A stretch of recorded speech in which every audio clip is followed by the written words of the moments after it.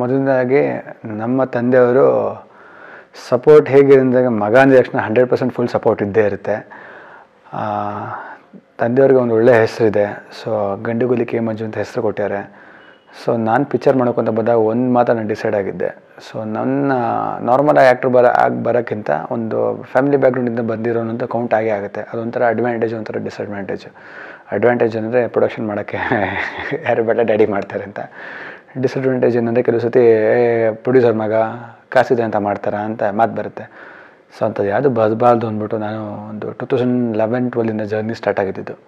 So ಒಂದು thing clear ಆಗಿದ್ದೆ, ಬಂದು ಪಿಕ್ಚರ್ ಮಾಡಿದಾಗ ತಂದೆ ಹೆಸ್ರಿಗೆ ಎಲ್ಲೂ ಧಕ್ಕೆ ತೆಗ್ದಿರಂಗೆ ಎಲ್ಲೂ ಅವ್ರ ಮಗ ಸುಮ್ಮನೆ ಬಂದೇನು ಪ್ರೊಡ್ಯೂಸರ್ ಮಗ ಅಂತ ಅನ್ಸ್ಕೊಳ್ಳಿದ್ರೆ ಒಂದು ಹಾರ್ಡ್ ವರ್ಕ್ ಮಾಡಬೇಕು ಅಂತ ಡಿಸೈಡ್ ಆಗಿ 2011 ಡಿಸೈಡ್ ಆಗಿ ಆವಾಗ ವೆಯ್ಟ್ ಲಾಸ್ ಮಾಡೋಕ್ಕೆ ಸ್ಟಾರ್ಟ್ ಮಾಡಿದೆ. ನಾನು ತುಂಬ ದಪ್ಪ ಇದೆ, ನಾನು 90 kgs ಇದ್ದೆ, ಹೈಟು ತುಂಬ ಶಾರ್ಟ್ ಇದೆ ನಾನು.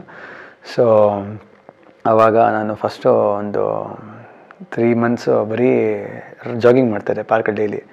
ಅದಾದಮೇಲೆ ಸ್ವಲ್ಪ ಫಾಸ್ಟ್ ಆದೆ, ಒಂದು 4-5 kg ಕಳೀತು. ಸೊ 1 ವರ್ಷ ಬರೀ ವೆಯ್ಟ್ ಲಾಸಲ್ಲಿ ಓಡಾಡಿದೆ, ಬೇರೆ ಏನೂ ಮಾಡಿಲ್ಲ. 1 ವರ್ಷ ವೆಯ್ಟ್ ಲಾಸ್ ಆದಾಗ ಸ್ವಲ್ಪ ಸಣ್ಣ ಆದೆ, ಒಂದು ಫಾರ್ಮಿಗೆ ಬಂದೆ. ಅಟ್ಲೀಸ್ಟ್ ಒಂದು ಮಾರ್ಷಲ್ ಆರ್ಟ್ಸ್ ಕ್ಲಾಸ್ಗೆ ಹೋಗ್ತಾರೆ, ತುಂಬ ದಪ್ಪ ಇರೋನು. ಅವಾಗಿನ ಒಂದು ಮಾರ್ಷಲ್ ಆರ್ಟ್ಸ್ ಕ್ಲಾಸ್ ಸೇರಿಕೊಂಡು ಒಂದು ಜಿಮ್ನಾಸ್ಟಿಕ್ಸ್ ಕ್ಲಾಸ್ ಸೇರಿಕೊಂಡೆ. ಅದಾದಮೇಲೆ 2012 ಡ್ಯಾಡಿಗೆ ಆ್ಯಕ್ಟಿಂಗ್ ಕ್ಲಾಸ್ ಸೇರ್ಕೋಬೇಕು ನಾನು ಅಂತ ಹೇಳಿದೆ. ಸರಿ ಅಂತ ಹೇಳ್ಬಿಟ್ಟು ಆ್ಯಕ್ಟಿಂಗ್ ಕ್ಲಾಸ್ ಸೇರ್ಕೊಳ್ಳೋಣ, ಎಲ್ಲಿ ಹೋಗೋದು ಅಂತ ಹೇಳಿದಾಗ ರಂಗಾಯಣ ರಘು ಅವ್ರ ಮಿಸ್ಸಸ್ ಮಂಗಳ ಮೇಡಮ್ ಅಂತ ಇದ್ದಾರೆ. ಸೊ ನನ್ನ ಫಸ್ಟ್ ಆ್ಯಕ್ಟಿಂಗ್ ಸ್ಕೂಲಲ್ಲಿ ಡ್ಯಾಡಿ ಅಲ್ಲಿ ಹೋಗು ಒಂದು ಚೆನ್ನಾಗಿರುತ್ತೆ ಒಂದು ಕೋರ್ಸ್, ಒಂದು 4.5 months ಕೋರ್ಸು. ಅಲ್ಲಿ ಕೋರ್ಸ್ಗೆ ಹೋದಾಗ ಮಂಗಳ ಮೇಡಮ್ ಫಸ್ಟ್ ಒಂದೇ ಮಾತು ಹೇಳಿದ್ದು, ನಿನ್ನ ಫಿಲಮ್ ಇಂಟ್ರೆಸ್ಟ್ ಇಟ್ಕೊಂಡು ಇಲ್ಲಿ ಬಂದೆ, ದಯವಿಟ್ಟು ಬರಬೇಡ. ಒಂದು ನಾಟಕ ಅಂತ ಬಂದರೆ ಕಂಪ್ಲೀಟ್ ಡಿಫ್ರೆಂಟು, ಒಂದು ಆ್ಯಕ್ಟಿಂಗ್ ವೈಸು, ಆಮೇಲೆ ಒಂದು ಓವರಾಲ್ ಒಂದು ಆ್ಯಕ್ಟ್ರನ್ನ ಓಪನ್ ಅಪ್ ಮಾಡೋದು, ಒಂದು ರೆಡಿ ಮಾಡೋ ಅಂಥ ಕರ್ತವ್ಯ ಮಾಡ್ತೀವಿ, ಫಿಲಮ್ ಟ್ರೈನಿಂಗ್ ಮಾಡಲ್ಲ ಹಂಗೆ. ಏನು ಹಿಂಗೆ ಹೇಳ್ತಾರಲ್ಲ, ಫಿಲಮ್ ಬೇಕಲ್ಲ. ಸರಿ, ನಾನು ಯಾರು ಅಂತ ಗುರುತಿಸ್ಕೊಂಡು ನನ್ನ ಕೆಪಾಸಿಟಿ ಏನು, ನನ್ನ ಚಾಲೆಂಜಸ್ ನಾನೇನಿದೆ, ನನ್ನ ವೀಕ್ನೆಸ್ ಏನಿದೆ ಅದನ್ನು ತಿಳ್ಕೊಳ್ಬೇಕು, ಫಸ್ಟ್ ತಿಳ್ಕೊಬೇಕು ವೀಕ್ನೆಸ್ ಏನು ಅಂತ. ಸರಿ, ಆ್ಯಕ್ಟಿಂಗಲ್ಲಿ ಹೆಂಗಿದ್ದೀನಿ ನಾನು ಅಂದ್ಬಿಟ್ಟು ಸರಿ ಅಂತ ಸೇರಿಕೊಂಡೆ. ಸೊ ಅಲ್ಲಿ ಸೇರಿಕೊಂಡಾಗ ನನಗೆ ನಾಟಕ ಮಾಡ್ತಾ ತುಂಬ ಮಜಾ ಬರ್ತಾಯಿತ್ತು. ಮಂಗಳ ಮೇಡಮ್ ಅವ್ರು ಹೇಳ್ತಾಯಿದ್ರು, ರಿಯಲಿಸ್ಟಿಕ್ ಆ್ಯಕ್ಟಿಂಗ್ ತುಂಬ ಚೆನ್ನಾಗಿ ಮಾಡ್ತೇನೆ ನೀನು ಶ್ರೇಯಸ್ ಅಂತ ಹೇಳ್ತಾರೆ. ಮೇಡಮ್ ತುಂಬ ಥ್ಯಾಂಕ್ ಯು ಅಂತ ಹೇಳ್ತಾಯಿದ್ದೆ. ಸೊ ಅದಾದಮೇಲೆ ಒಂದು 3.5-4 months ಆಮೇಲೆ ಒಂದು ನಾಟಕ ಬಂತು, ಮೇಯ್ನ್ ನಾಟಕ ಮಾಡ್ತಾರೆ. 4 ತಿಂಗಳ ಆಮೇಲೆ ಒಂದು ಮೇಯ್ನ್ ನಾಟಕ ಮಾಡಿಸ್ತಾರೆ. ಸೊ ಅವ್ರಿಗೆ ನಾನು ಪ್ರೊಡ್ಯೂಸರ್ ಮಗ ಅಂತಾಗಲಿ, ಇಲ್ಲ ಅವ್ರ ಪರಿಚಯ ಹುಡುಗ, ಅವ್ರ ಪರಿಚಯ ಒಂದು ಕೆ ಮಂಜು ಅವರು ಅವ್ರ ಮಗ ಅಂತಾಗಲಿ, ಅವೆಲ್ಲ ಬಿಟ್ಟು ಆ ನಾಟಕ ಗ್ರೂಪಲ್ಲಿ ತುಂಬ ಚೆನ್ನಾಗಿ ಆ್ಯಕ್ಟಿಂಗ್ ಮಾಡ್ತಾರೆ ಅಂದ್ಬಿಟ್ಟು ಒಂದು ಇಂಪಾರ್ಟೆಂಟ್ ಮೇಯ್ನ್ ನಾಟಕಲ್ಲಿ ಮೇಯ್ನ್ ರೋಲೇ ನನ್ನ ಕೈಲಿ ಮಾಡಿಸೋರು. 1 hour 10 ನಿಮಿಷ ನಾಟಕ, ಕಂಪ್ಲೀಟ್ ವಿತ್ ಸ್ಟಚ್, ನೋ ಡೈಲಾಗ್ಸ್ ಕಟ್ಟಲೇನಿಲ್ಲ. ಆ ನಾಟಕಕ್ಕೆ ನಮ್ಮಪ್ಪ ನೋಡೋಕ್ಕೂ ಬಂದಿಲ್ಲ. ಸೊ ನಮ್ಮೆ ಅದು ನೋಡಿ ತುಂಬ ಖುಷಿಪಟ್ಟರು, ಚೆನ್ನಾಗಿ ಮಾಡ್ತೀಯಾ ಕಣೋ, ಅಭಿನಯ ಚೆನ್ನಾಗಿ ಮಾಡ್ತೀಯಾ, ಜೋಕ್ಸ್ ಎಲ್ಲ ತುಂಬ ಕಾಮಿಡಿ ಮಜಾ ಇತ್ತು, ಇಷ್ಟ ಆಗುತ್ತೆ ಅಂತ. ಅದಾದಮೇಲೆ ಸ್ವಲ್ಪ ಡ್ಯಾನ್ಸ್ ಕ್ಲಾಸ್ ಸೇರ್ಕೊಳ್ಳೋಣ ಅಂದ್ಬಿಟ್ಟು ಡ್ಯಾನ್ಸ್ ಕ್ಲಾಸ್, ಆ್ಯಕ್ಟಿಂಗ್ ಕ್ಲಾಸೆಲ್ಲ ಸೇರಿಕೊಂಡೆ. ಅದಾದಮೇಲೆ 2015 ಒಂದು BBM ಮುಗೀತು. ಅದಾದಮೇಲೆ MBA ನಾನು ಕರೆಸ್ಪಾಂಡೆನ್ಸ್ ಹೋಗೋಣ, ಕಾಲೇಜ್ಗೆ ಹೋಗೋಕ್ಕಾಗಲ್ಲ ಅಂದ್ಬಿಟ್ಟು 15 ನಾನು ಸಿನಿಮಾ ಬರೋಕ್ಕಿಂತ ಮುಂಚೆ ನಾಟಕ ಮಾಡಿದ್ದೆ ಒಂದು. ಅದಾದಮೇಲೆ ಇನ್ನೊಬ್ಬರು ಜೋಸೆಫ್ ಅಂತ ಇದ್ರು, ಅವ್ರದ್ದು ನಾಟಕ ಮಾಡಿದ್ದೆ. ನಾಟಕ ಬಿಟ್ಟು ಒಂದು ಸಿನಿಮ್ಯಾಟಿಕ್ ಕೋರ್ಸ್ಗೆ ಹೋಗೋಣ ಅಂತ ಒಂದು ಡಿಸೈಡ್ ಮಾಡಿದೆ.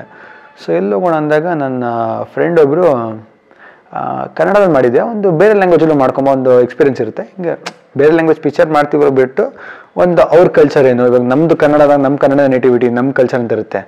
ಈಗ ಅವ್ರದ್ದು ಅಂತ ಇದ್ದಾಗ ಅವ್ರ ಕಲ್ಚರ್ ಏನು, ಅವ್ರದ್ದು ನೇಟಿವಿಟಿ ಏನೋ ಇರುತ್ತಲ್ಲ. ಸೊ ಅದ್ರ ಪ್ರಕಾರ ಕಲ್ಯಾಣ ಅಂದರು. ಏನು ಅಲ್ಲಿ ಹೋಗೋಣ ಅಂದಾಗ ವೈಜಾಗ್ ಕಳಿಸಿದಾಗ ಹೆವಿ ಬಿಸಿಯಲ್ಲಿ ವೈಜಾಗಲ್ಲಿ ಅಲ್ಲಿ ಹೋಗಿ ನೋಡಿದ್ರೆ ಸತ್ಯನಂದ್ ಅಂತ ಒಬ್ರು ಮಾಸ್ಟರ್ಸ್, ಅವ್ರು ಬಂದು ಪವನ್ ಕಲ್ಯಾಣ್, ಮಹೇಶ್ ಬಾಬು, ಪ್ರಭಾಸ್, ರವಿ ತೇಜ, ಆಮೇಲೆ ಇವಾಗಿರೋ ಸರ್ವಾನಂದ್, ಸಾಯಿ ಧರ್ಮತೇಜ್, ತುಂಬ ಜನ ಆ್ಯಕ್ಟರ್ಸ್. ಅಂದರೆ ಇಲ್ಲಿ ಹೇಗೆ ನಮ್ಮ ಕರ್ನಾಟಕದಲ್ಲಿ ನಾವು ನೀನಾಸಮ್ಮು, ಆಮೇಲೆ ನಮ್ಮ ಕನ್ನಡ ಇಲ್ಲಿ ನಮ್ಮ ಮಂಗಳ ಮೇಡಮ್ ಅವ್ರದ್ದು ಪೂರ್ವರಂಗ, ಅಭಿನಯ ತರಂಗ ಇರ್ಬೋದು, ಹೇಗೆ ನಮ್ಮ ಕ್ಲಾಸ್ಗಳು ಯಾವ್ದಿದೆ ಇಲ್ಲಿ ಕರ್ನಾಟಕಕ್ಕೆ ನಮ್ಮ ಫೇಮಸ್ ಆ್ಯಕ್ಟಿಂಗ್ ಅಂತ ಬಂದ ತಕ್ಷಣ ಇಲ್ಲಿಗೆ ಬಂದ್ಬಿಡಿ ಅಂತ ಹೇಳ್ತಾರೆ.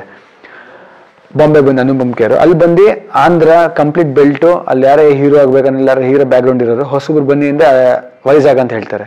ಸೊ ನಡಿ ಅಂದ್ಬಿಟ್ಟು ಅಲ್ಲಿ ಹೋದೆ. ಅಲ್ಲಿ ನಂಗೆ ತೆಲುಗುನೇ ಬರಲ್ಲ. ಸೊ ಅಲ್ಲಿ ಡೈಲಾಗ್ಸ್ ಎಲ್ಲ ಬರೀ ತೆಲುಗುಲೇ ಇತ್ತು. ಹಿಂಗಪ್ಪ ಅಂದ್ಬಿಟ್ಟು ಸರಿ ಕಲ್ತ್ಕೊಳ್ಳೋಣ, 3 ತಿಂಗಳು ಕೋರ್ಸ್ ಇದೆಯಲ್ಲ, 4 ತಿಂಗಳು ಕಲ್ಯಾಣ ಅಂದ್ಬಿಟ್ಟು 4 ತಿಂಗಳು ತೆಲುಗು ಕಲಿತೆ. ತೆಲುಗು ಕೋರ್ಸಲ್ಲಿ ಮಾಡಿದೆ ಒಂದು. ಅಲ್ಲಿಂದ ಮತ್ತೆ ವಾಪಸ್ ಬಂದಾಗ ಇಲ್ಲಿ ಇನ್ನು ಬೇರೆಯವರು ಕೆಲವರು ನಾಟಕವನ್ನು ಕರೆಸಿ ನಾಟಕ ಮನೇಲೇ ಮಾಡೋಕ್ಕೆ ಸ್ಟಾರ್ಟ್ ಮಾಡ್ತಾಯಿದ್ದೆ. ಮನೇಲಿ ಒಂದು 5D ಕ್ಯಾಮ್ರಾ ಇಟ್ಬಿಟ್ಟು ಡ್ಯಾಡಿಗೆ ಹೇಳಿ ಕಾಟ ಕೊಡ್ತಾಯಿದ್ದೆ.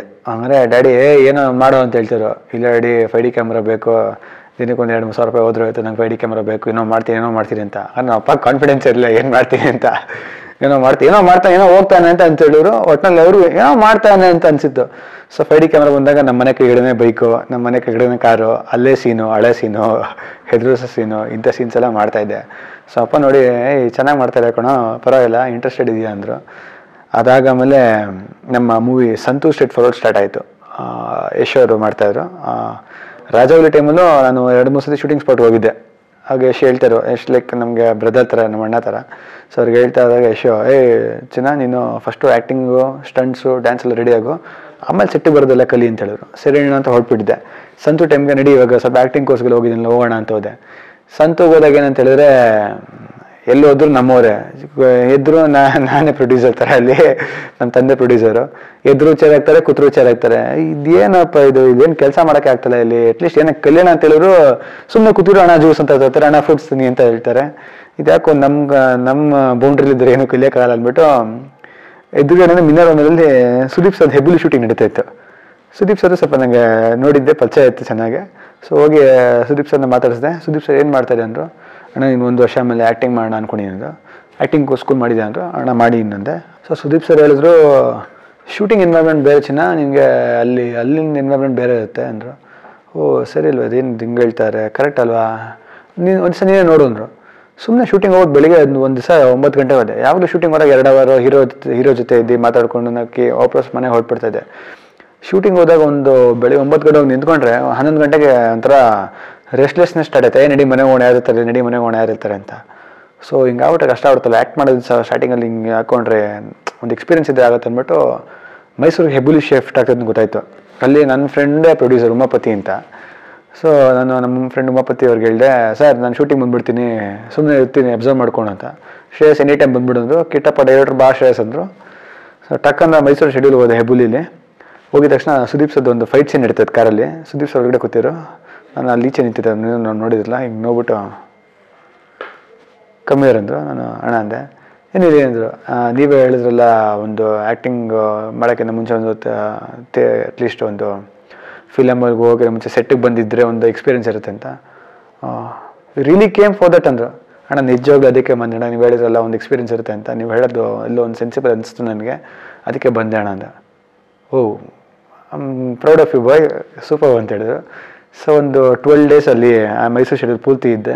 ಸೊ ಎಲ್ಲೋ ಒಂದು ಕಡೆ ಅವ್ರ ಪೊಸಿಷನ್ಸ್ ಅವ್ರು ಬರೋಕ್ಕಿಂತ ಮುಂಚೆ, ಬಾಸ್ ಬರೋಕ್ಕಿಂತ ಅಣ್ಣ ಬರೋಕ್ಕಿಂತ ಮುಂಚೆ ಫುಲ್ಲು ಕ್ರೌಡ್ ಆಗ್ಬಿಡ್ತಾರೆ ಸುದೀಪ್ ಸರ್ ಬರೋಕ್ಕಿಂತ ಮುಂಚೆ ಅಲ್ಲಿ ಫ್ಯಾನ್ಸ್ ಎಲ್ಲ. ಸೊ ಅದಕ್ಕೆ ಏನು ಮಾಡಿದೆ ಅಂದರೆ ಅವ್ರ ಪೊಸಿಷನ್ ಏನಿತ್ತು ಬಂದು ನಿಂತ್ಕೊಳ್ಳೋದು, ಕ್ಯಾಮ್ರಾಗೆ ಫೋಕಸ್ ಆಗೋದು, ಲೈಟ್ ಆಗೋದು, ಅದು ಅಡ್ಜಸ್ಟ್ಮೆಂಟ್ಗೆ ನಾನು ನಿಂತ್ಕೋತಿದ್ದೆ. ಆಲ್ಮೋಸ್ಟ್ ಸೇಮ್ ಹೈಟ್ ಇರೋದ್ರಿಂದ ಸುದೀಪ್ ಸರ್ ಪೊಸಿಷನ್ಸ್ ಅಲ್ಲಿ ನಿಂತ್ಕೊಡೋಕೆ ಸ್ಟಾರ್ಟ್ ಮಾಡ್ತಾಯಿದ್ದೆ.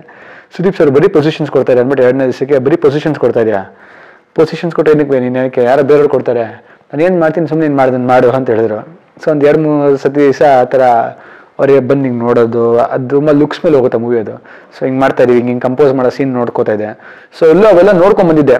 ಬಟ್ ಅವೆಲ್ಲ ಬಂದು ಇವಾಗ ನನ್ನ ಪಿಕ್ಚರ್ ಮಾಡೋಕ್ಕಂದ್ರೆ ಎಷ್ಟೊಂದು ಸತಿ ಇಂಪ್ರೂವೈಸೇಷನ್ಸ್ ಅಂತ ಬಂದಾಗ ಇದು ಹಿಂಗೆ ಮಾಡೋಣ ಅದಂಗೆ ಮಾಡೋಣ ಅನ್ಸುತ್ತೆ. ಸೊ ಅವಾಗ ಅನ್ಕೊತಾ ಇದ್ದೆ ನಾನು ಸೆಟ್ಟಲ್ಲಿ ಎಲ್ಲ ಹೀರೋಗಳ ಜೊತೆ ಹೋಗಿ ನೋಡಿ ಎಲ್ಲೋ ಒಂದು ಟೈಮಲ್ಲಿ ಅದು ಒಂದು ಟೈಮ್ ಪಾಸ್ ಇಲ್ಲ, ಒಂದು ಎಂಜಾಯ್ಮೆಂಟ್, ಒಂದು ಫನ್ ಇತ್ತು.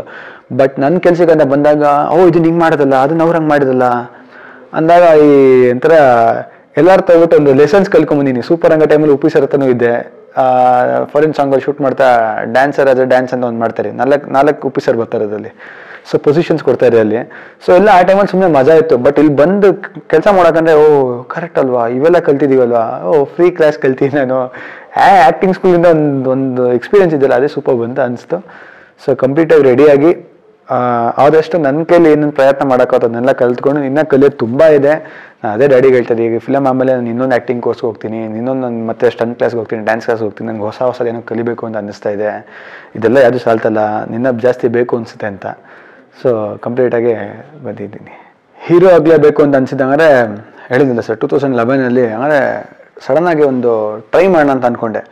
ಬಟ್ ಒಂದು ಜರ್ನಿ ಸ್ಟಾರ್ಟ್ ಮಾಡಿದೆ ಅವಾಗ. ಅಂದರೆ ಓವರ್ನೈಟ್ ಟ್ರೈ ಮಾಡಿಲ್ಲ ನಾನು. ಇವತ್ತು 2019 ಸರ್, 8 ವರ್ಷ ಜರ್ನಿ ಇದೆ.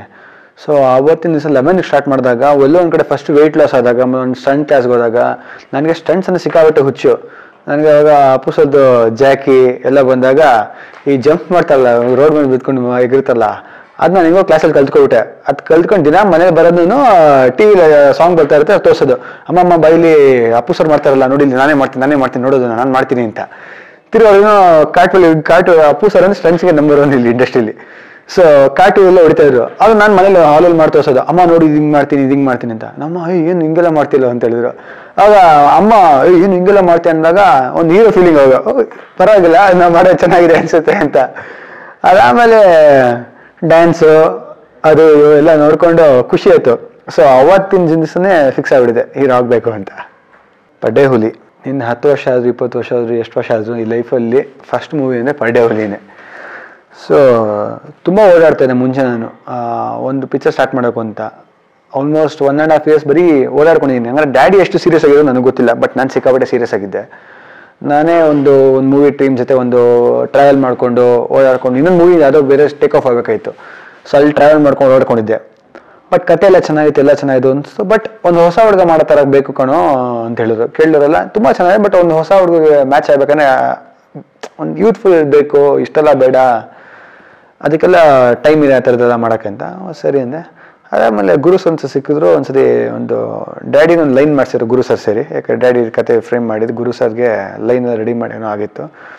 ಸೊ ಒಂದ್ಸತಿ ಸ್ಕ್ರೀನ್ ಪೇ ರೀಡಿಂಗ್ ಕೊಟ್ಟಾಗ ತುಂಬ ಚೆನ್ನಾಗಿದೆ ಅನಿಸ್ತು. ನನ್ನ ಪಾಲಿಸಿ ಇದ್ದಿದ್ದು ಒಂದೇ, ಅಂದರೆ ಹೀರೋಯಿಸಮ್ ಬಿಟ್ಟು ಪಿಕ್ಚರ್ ಮಾಡೋಕು ಅಂತ. ಸ್ಟಾರ್ಟಿಂಗ್ ಹೀರೋ ಬಿಲ್ಡಪ್ ಆ ಥರ ಬೇಡ. ಸೊ ಈ ಕಥೆಲಿ ಒಂದು ಟ್ರಾವೆಲ್ ಇತ್ತು. ಒಂದು ಇನ್ನೋಸೆಂಟ್ ಹುಡುಗ ಒಂದು ಹೀರೋ ಆಗ್ತಾನೆ. ಸೊ ಚೆನ್ನಾಗಿದೆ ಅನಿಸ್ತು ನನಗೆ. ಇದು ಎಲ್ಲೂ ಬಿಲ್ಡಪ್ಪು ರಿವೆಂಜ್ ಮಸಾಲ ಗಿಸಾಲ ಬಿಟ್ಟು ನ್ಯಾಚುರಲ್ ಆಗಿತ್ತು. ಏನು ನಾನು ಒಂದು ಒಳ್ಳೆ ಗುಡ್ ಕತೆ, ನಾನೇನು ವಾವ್ ಕತೆ ತುಂಬ ಟ್ವಿಸ್ಟಿಗೆ ಇಷ್ಟ ಅವೆಲ್ಲ ಏನು ಹೇಳಲ್ಲ. ಒಂದು ಕುತ್ಕೊಂಡ್ರೆ ನೀಟಾಗಿ ಸಿಂಪಲಾಗಿ ಸ್ಟ್ರೈಟಾಗಿ ಹೋಗುತ್ತೆ, ಎಲ್ಲೋ ಮಸಾಲ ರಿವೆಂಜ್ ಅಂತ ಏನೂ ಅಲ್ಲ. ಸೊ ಇಂಥದ್ದು ಬೇಕು ನನಗೆ ಅನಿಸ್ತು. ಬಟ್ ಈ ಪಡ್ಡೆ ಹುಲಿ ಸ್ಟಾರ್ಟ್ ಆಗ್ಬೇಕಂದ್ರೆ ಗುರು ಸರ್ ಫಸ್ಟು ನಮ್ಮ ಬ್ಯಾನರ್ ರಾಜಾವಲಿ ಮಾಡಿದ್ರು. ಸೊ ಪ್ರೀವಿಯಸ್ ಒಂದು ರಾಜಾವಲಿ ಹಿಟ್ಟಿತ್ತು. ಸೊ ಆ ಕಾಂಬಿನೇಷನ್ನು ಮತ್ತೆ ನಮ್ಮ ಯಶರು ರಾಜಾವಲಿ ಮಾಡಿದ್ರು. ಇವಾಗ ನಮ್ಮ ಡ್ಯಾಡಿ ಮತ್ತೆ ಗುರು ಸರ್ ಒಂದು ಲಿಂಕ್ ಇತ್ತು, ರಾಜಾವಲಿ ಮಾಡಿದ್ದು ಒಂದು ಕಾಂಬಿನೇಷನ್ ಅಂತ. ಡ್ಯಾಡಿ ಪ್ರೊಡ್ಯೂಸ್ ಮಾಡ್ತಾರೆ ಅಂದ್ರೆ ಅಟ್ಲೀಸ್ಟ್ ಡ್ಯಾಡಿ ಬ್ಯಾಕ್ ಎಂಡಲ್ಲಿ ಎಲ್ಲದಕ್ಕೂ ನಿಂತ್ಕೊಂಡು ಸಪೋರ್ಟ್ ಮಾಡ್ತಾ ಇದ್ರು.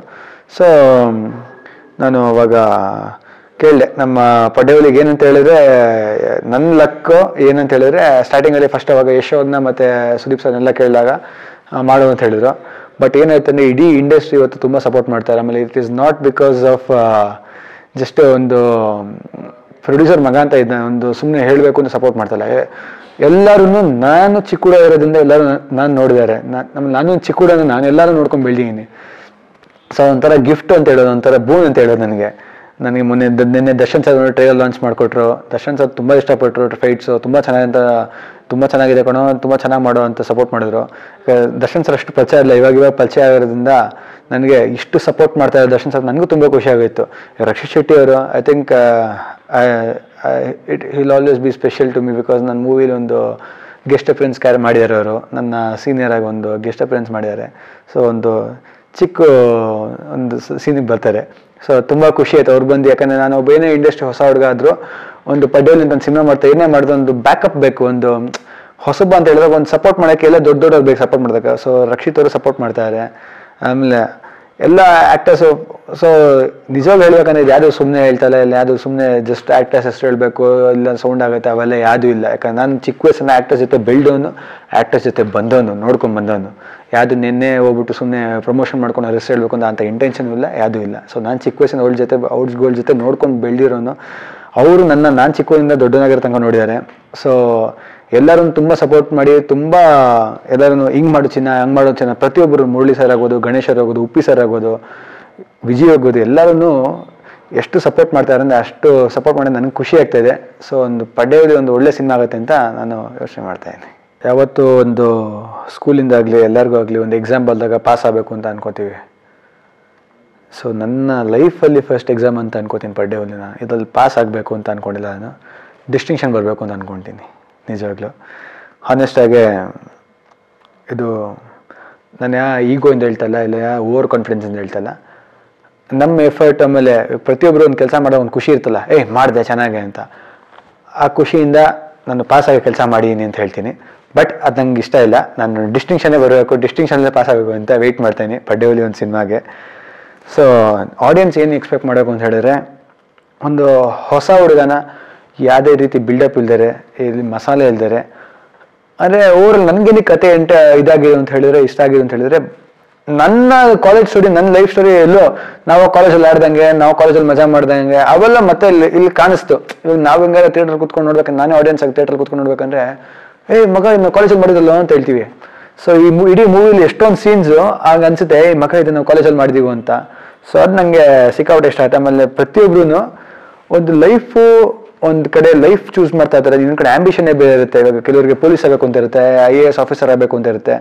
ಕಾರಣಾಂತರಗಳಿಂದ ಏನಾಗ್ತಾನೆ ಕೆಲವು ಸತಿ ಪೊಲೀಸ್ ಆಗ್ಬೇಕಂದ್ರೆ ಒಂದಷ್ಟು ಏಜ್ ಬೇಕಾಗುತ್ತೆ, ಒಂದಷ್ಟು ಟೈಮ್ ಬೇಕಾಗುತ್ತೆ. ಇಲ್ಲ IPS ಆಗಬೇಕಲ್ಲ KS ಆಗಬೇಕಂದ್ರೆ ಒಂದು ಟೈಮ್ ಬೇಕಾಗುತ್ತೆ, 1 year ಸ್ಟ್ರಗಲ್ 2 year ಸ್ಟ್ರಗಲ್ ಅಂತ ಇರುತ್ತೆ. ಸೊ ಆ ಪಾಯಿಂಟ್ ಆಫ್ ಟೈಮಲ್ಲಿ ಏನು ಮಾಡೋಕ್ಕಂತ ಹೇಳಿದ್ರೆ ಮನೆ ಬಿಟ್ಟು ಇಲ್ಲ ಅಪ್ಪ ಇಲ್ಲ ಮನೇಲಿ ಕಷ್ಟ ಆಗುತ್ತೆ, ಕೆಲವ್ರಿಗೆ ಊಟಕ್ಕೆ ಕಷ್ಟ ಆಗುತ್ತೆ, ತಿಂಗಳಿಗೆ ಇಷ್ಟು ದುಡಿಮೆ ಮಾಡಬೇಕು ಅಂತ ಇರುತ್ತೆ, ಕಲ್ಸಿರುತ್ತೆ. ಸೊ ಅವೆಲ್ಲ ಒಂದು ರಿಯಾಲಿಟಿ ನೋಡೋದು ಅಂತ ಹೇಳ್ತೀನಿ. ಇವಾಗ ಜನಕ್ಕೆ ಏನು ಫೇಸ್ ಮಾಡ್ತಾರೆ, ಕೆಲವರು ನಾರ್ಮಲ್ ಹ್ಯೂಮನ್ ಬೀಯಿಂಗ್ಸ್ ಏನು ಫೇಸ್ ಮಾಡ್ತಾರೆ ಒಂದು ಲೈಫಲ್ಲಿ, ಒಂದು ಸಿಚುವೇಶನ್ ಡೈಲಿ ಸಿಚುವೇಶನ್ಸ್ ಏನು ಫೇಸ್ ಮಾಡ್ತಾರೆ, ಆ ಸಿಚುವೇಶನ್ ಮೇಲೆ ಒಂದು ರಿಯಲಿಸ್ಟಿಕ್ ಸಿನಿಮಾ ಅಂತ ಹೇಳ್ತೀನಿ. ಸಿನಿಮಾ ಯಾವ ಕಾರಣಕ್ಕೆ ಜನ ನೋಡಬೇಕಾಗಿದ್ದು ಅಂದಕ್ಕೆ, ಫಸ್ಟ್ ಎಂಟರ್ಟೈನ್ಮೆಂಟ್. ಜನ ಇವಾಗ ನಾನೇ ಆಗಲಿ ಸಿನಿಮಾಗೆ ಹೋದಾಗ ಒಂದು ಪೀಸ್ ಆಫ್ ಮೈಂಡು, ಒಂದು ಎಂಜಾಯ್ಮೆಂಟು, ಒಂದು ಫನ್ ಬೇಕು. ಸೊ ಒಂದು ಫನ್ ಇದೆ ಫಸ್ಟ್ ಪಾಯಿಂಟು. ಸೆಕೆಂಡ್ ಪಾಯಿಂಟು, ನಿಮ್ಮ ಕಾಲೇಜ್ ಡೇಸ್ ನಿಮ್ಮ ಲೈಫಲ್ಲಿ ಹೇಗೆ ಕೆಲವು ಪ್ರಾಬ್ಲಮ್ಸ್ ಆಗುತ್ತೆ, ಏನಾಗುತ್ತೆ ಅದನ್ನ ನೋಡ್ತೀರಾ.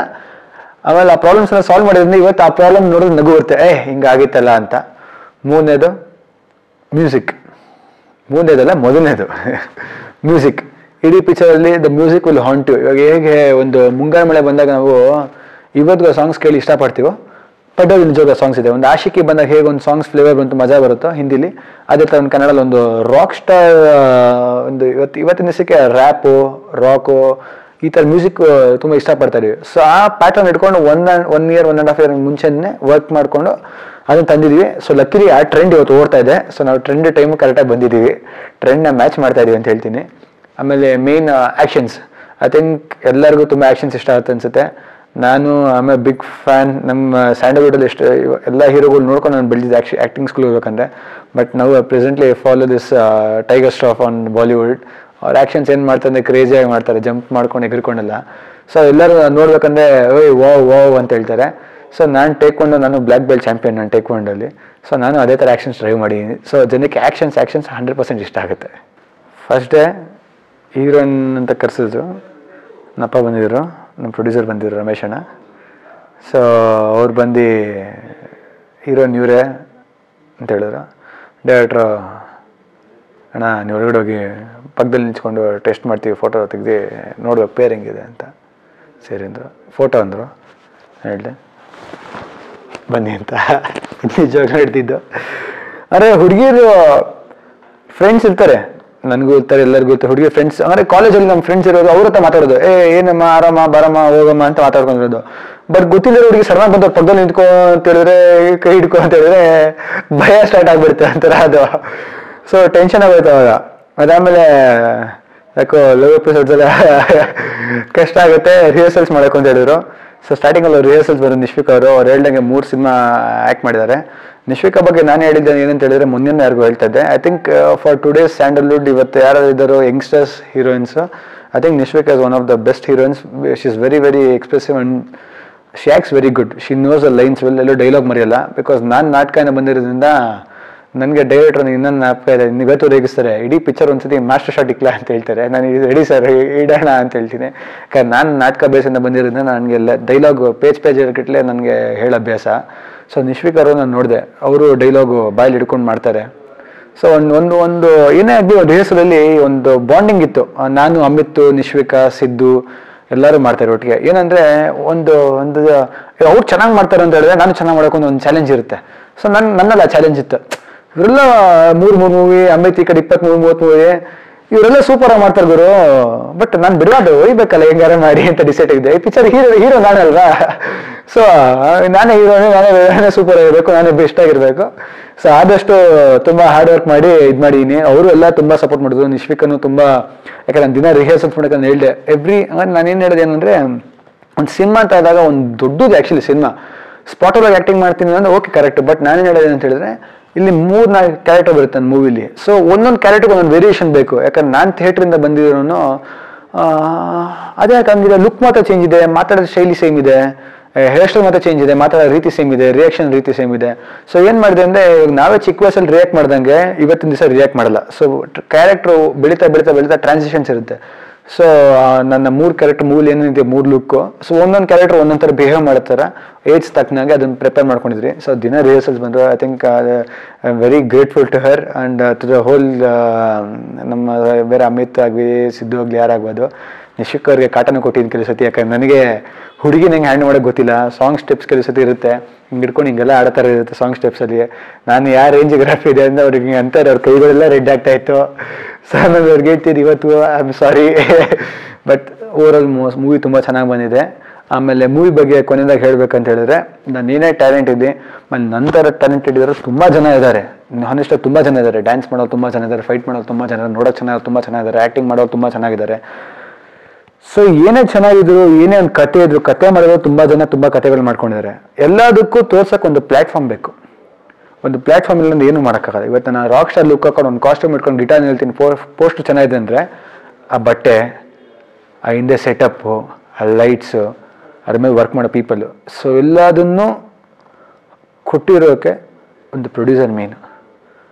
ಪ್ರೊಡ್ಯೂಸರ್ ಏನಕ್ಕೆ ಮೇನ್ ಅಂತ ಹೇಳಿದ್ರೆ, ನಾನು ಚಿಕ್ಕ ವಯಸ್ಸಲ್ಲಿ ನನ್ನ ಅಪ್ಪ ಅಂತ ಕಷ್ಟ ನೋಡ್ಕೊಂಬಂದಿದ್ದೀನಿ. ಯಾವ ರೀತಿ ಕಷ್ಟಪಡ್ತಾರೆ ನೋಡಿರ್ತೀನಿ. ಮನೇಲಿ ಊಟ ಮಾಡ್ತಾ ಇರ್ತೀವಿ ನೈಟ್ ಎಲ್ಲರೂ. ಅಲ್ಲಿ ನನಗೆ ಫೋನ್ ಬರುತ್ತೆ, ಹಾಂ ಹೌದಾ ಯಾಕೆ ಓಡೋಗ್ತಾರೆ ಕೆಡೆ ಹೊಡೆ ಊಟ ಯಾಕಂತೆ ಮಾಡಕ್ಕೆ ಹೇಳ್ರಿ ಬೇಡ ಮಾಡಕ್ಕೆ ಹೇಳಿ ಎಲ್ಲೋ ಕೆಲಸ ಡಬಲ್ ಮಾಡೋಕೆ ಅಂತ ಹೇಳ್ತಾರೆ. ಪಾಪ ಅವ್ರು ಬಜೆಟ್ ಹಾಕೊಂಡಿರ್ತಾರೆ, ಕೆಲವು ಸತಿ ಹಾಕೊಂಡಿರ್ತಾರೆ.